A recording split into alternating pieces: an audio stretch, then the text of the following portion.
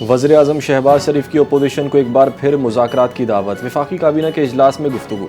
کہا کہ ڈیزل کی قیمت میں کمی خوش آئند بات ہے، خطے میں کشیدگی کی وجہ سے تیل کی سپلائی میں مشکلات ہیں۔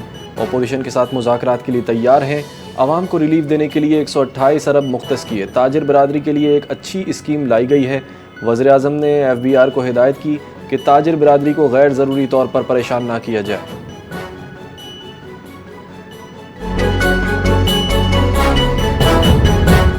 بلوچستان میں آپریشن رد الفتنہ 3 کے تحت فتنہ الہندوستان کے خلاف سیکیورٹی فورسز کی کارروائیاں جاری۔ سیکیورٹی ذرائع کے مطابق پنجگور کے علاقے کلی سوران میں انٹیلیجنس بیسڈ آپریشن کے دوران 5 دہشت گرد ہلاک، متعدد زخمی۔ ہلاک دہشت گرد بڑی دہشت گردی کی کارروائی کی منصوبہ بندی کر رہے تھے۔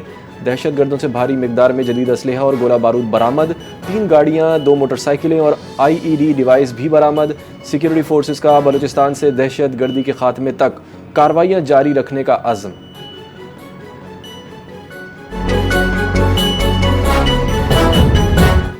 ایرانی وزیر خارجہ بادر اراغچی کا فیلڈ مارشل سید عاصم منیر سے ٹیلی فونک رابطہ، سیاسی اور سفارتی حل تلاش کرنے کی کوشش پر بات چیت۔ گفتگو میں سفارتی رجحانات پر بھی آراء کا تبادلہ کیا اور علاقائی صورتحال کا جائزہ لیا۔ دو طرفہ مشاورت اور تعاون بڑھانے کے طریقوں پر بھی گفتگو ہوئی۔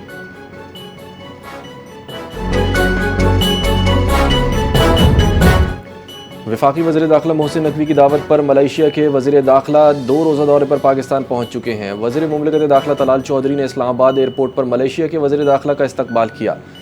دورہ پاکستان کے دوران ملائیشیا کے وزیر داخلہ پاکستانی قیادت سے اہم ملاقاتیں کریں گے۔ دورے میں 2 طرفہ تعلقات اور باہمی تعاون کے فروغ پر بات چیت ہوگی۔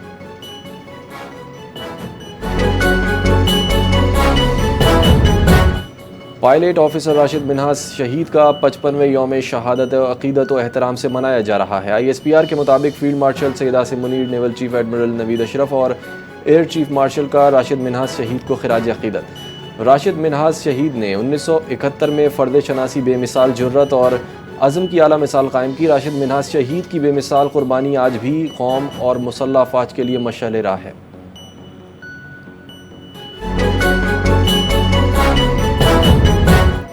حوثی باغیوں کے حملے میں جاں بحق پاکستانیوں کی میتیں کراچی پہنچا دی گئیں۔ ایئرپورٹ ذرائع کے مطابق سعودی ایئر کی پرواز سے 2 میتیں کراچی ایئرپورٹ لائی گئیں۔ عمیر افضل کا تعلق لانڈی اور محمد اکرم کا تعلق منزل پمپ کے علاقے سے ہے۔ حملے میں زخمی عابد علی، رضوان اور وحید کو بھی پرواز PK 762 کے ذریعے کراچی لایا گیا۔ حکومت پاکستان کے اہلکاروں نے کراچی ایئرپورٹ پر زخمی اور میتوں کو وصول کیا۔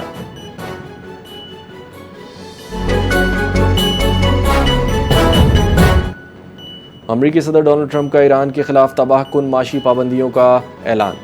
دنیا تیل کی اسمگلنگ سمیت ایران سے ہر قسم کا معاشی تعلق توڑے۔ امریکی صدر کا بیان، کہا بصورت دیگر دنیا کو بڑے اقتصادی نتائج بھگتنا ہوں گے۔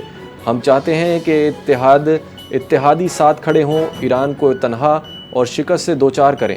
تیل کی اسمگلنگ، کیش منتقلی، تبادلے اور شپ رجسٹریز فرنٹ کمپنیوں کو فوری روکنا ہوگا۔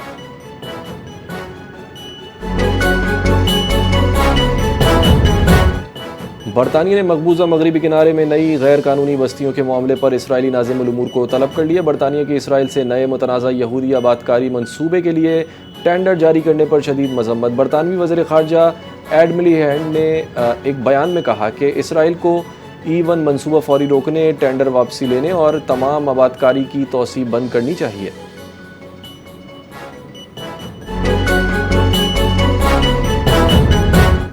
سولجر بازار میں اسکول کی طالبہ سے مبینہ زیادتی کی کوشش کا افسوسناک واقعے کا الزام اسکول کے چوکیدار کے بیٹے شہریار پر عائد کیا گیا۔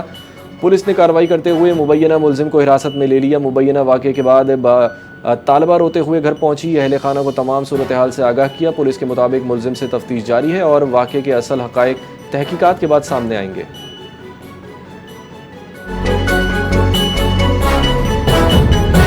انگلینڈ اور پاکستان کے پہلے ٹیسٹ میں انوکھا واقعہ، گیند کو درمیان سے کاٹ کر 2 حصوں میں تقسیم کر دیا گیا۔ ٹیسٹ میچ کی اننگز کے بعد گیند کے 2 ٹکڑے کرنے کی انوکھی مثال قائم۔ انگلینڈ کے فاسٹ بولر اولی رابنسن اور جارج ٹنگ نے 5 وکٹیں حاصل کی۔ ایک اننگ میں 5 یا اس سے زیادہ وکٹیں لینے والے بالر ہی میچ کی گیند کو اپنے پاس رکھتا ہے۔